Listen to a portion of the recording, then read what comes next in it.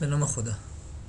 در این فیلم آموزشی قصد داریم به نصب و راه اندازی CRM مایکروسافت و بحث آشنایی با این نرم افزار و امکانات و توانمندی های اون بپردازیم. خب قدم اول اینه که ما یک شبکه مبتنی بر دامین داشته باشیم. من 2 سرور برای CRM در نظر گرفتم. روی سرور اولم اکتیو دیرکتوری و DNS رو نصب و کانفیگ میکنم و روی سرور دومم سیستم CRM رو قرار نصب کنم. ابتدا سرور دامینیمون رو آماده کنیم، کانفیگ کنیم، بعد اقدام به نصب CRM کنیم. خب من اولین کاری که باید انجام بدم برای این شبکه‌ام یه IP در نظر بگیرم و اقدام به نصب و راه اندازی دامین کنم. من IP ورژن 6 رو غیر فعال میکنم، IP ورژن 4 رو انتخاب میکنم و یه IP برای این دستگاه در نظر میگیرم. IP 192.168.10.2 رو من در نظر میگیرم. گیتوی نیاز نداریم. DNS قرار رو همین دستگاه نصب بشه، بس IP همین دستگاه رو به عنوان DNS در نظر میگیرم. اوکی رو میزنم، کلوز رو میزنم و دستور DC پرومو رو به منظره نصب اکتیو دیرکتوری اجرا میکنم. پنجره خوش آمدگویی اکتیو دیرکتوری برمان ظاهر میشه و دکمه نکس رو میزنم برای ادامه. من تو فیلم های مربوط به دوره MCITB مفصلا در مورد این قضیه توضیح دادم. اینجا فقط بهش اشاراتی میکنیم. اینجا در مورد کامپتیبلیتی اپریتینگ سیستم های دیگه سرور که سازگار هست با سرور 2008 R2 اینجا برام آورده. از NT به این ور اومده نوشته کدوم یک از سیستم عامل های ویندوز با سرور 2008 R2 سازگار هستش. یادمون باشه سروری که برای CRM در نظر میگیریم باید یک سیستم 64 بیتی باشه، یعنی پلتفرم 64 بیتی نیاز داره. شما یا سرور 2008 64 بیتی رو در نظر بگیرین یا سرور R2 که ما اینجا سرور R2 رو انتخاب کردیم. بعد create new domain new forest رو انتخاب میکنم. یه اسم برای دامینم میذارم. من اسم دامین رو فراز نتورک که آدرس سایت ما هست. میتونه .ir .local پیشنهاد ما اینه که داخل شبکه .local قرار بدین. حالا ما بر روی وب میخوایم پابلیشش کنیم میتونیم با اسم فراز نتورک .ir پابلیشش کنیم، ولی داخل سازمان رو من لوکال در نظر میگیرم. نکست رو میزنم و اینجا هم فانکشنال لول رو 2008 R2 قرار میدم، چون سرور غیر از این 2 سروری که دارم سرور دیگه موجود ندارم تو سازمان. DNS هم نیاز هست که نصب و کانفیگ بشه و DNS هم انتخاب میکنم.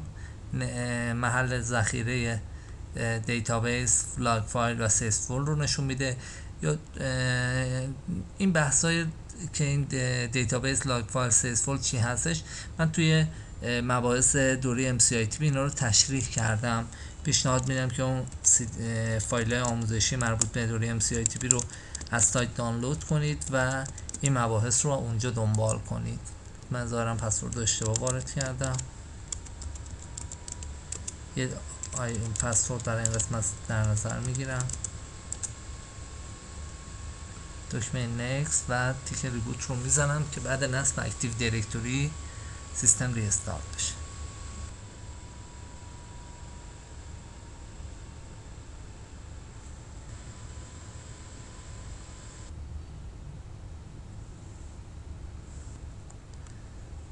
اکتیو دیرکتوری نصب شد. حالا لاگین میکنم به سیستم.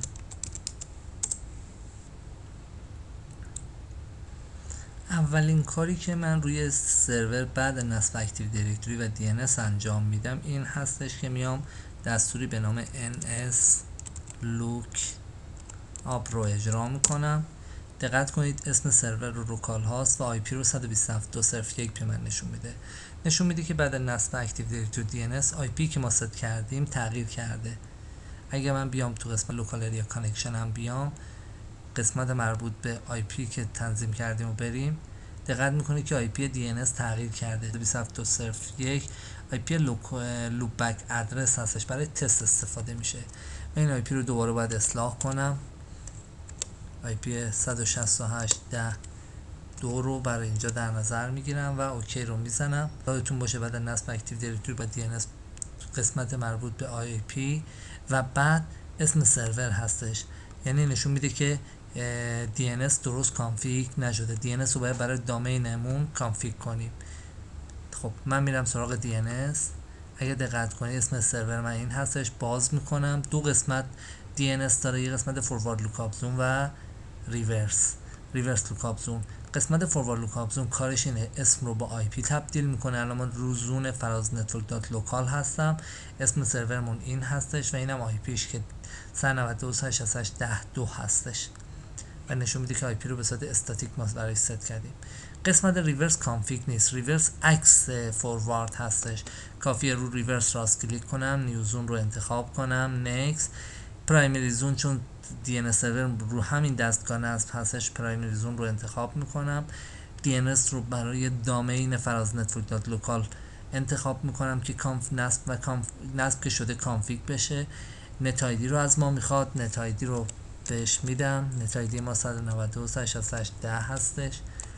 نکست. و اینجا هم در مورد آپدیت رکورد های DNS پرسیده. میگه اگه که اسم یک کامپیوتری یا آی پی کامپیوتری تغییر کرد، آیا تمایل دارین که رکورد های DNS متناسب با اون آپدیت بشه؟ میگیم بله.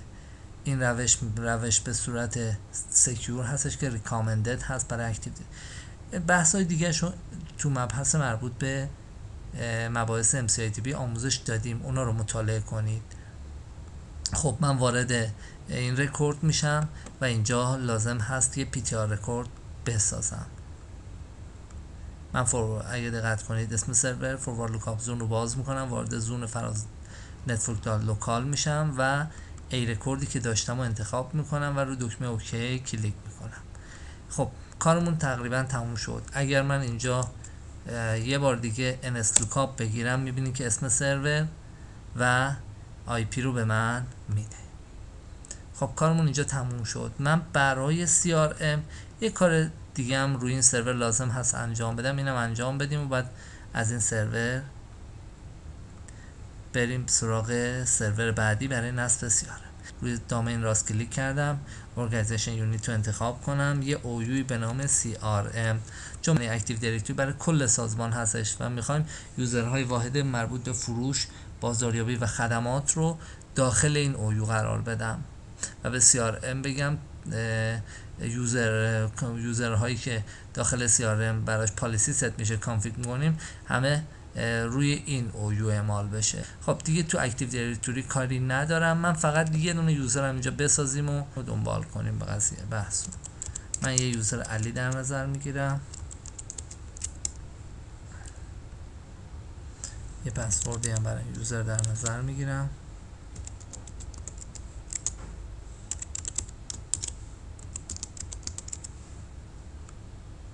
قسمت تیکا رو برمیداریم و فینیش. یوزر علی. حالا فعلا همین کفایت میکنه. خب بریم سراغ سرور دوممون برای نصب CRM.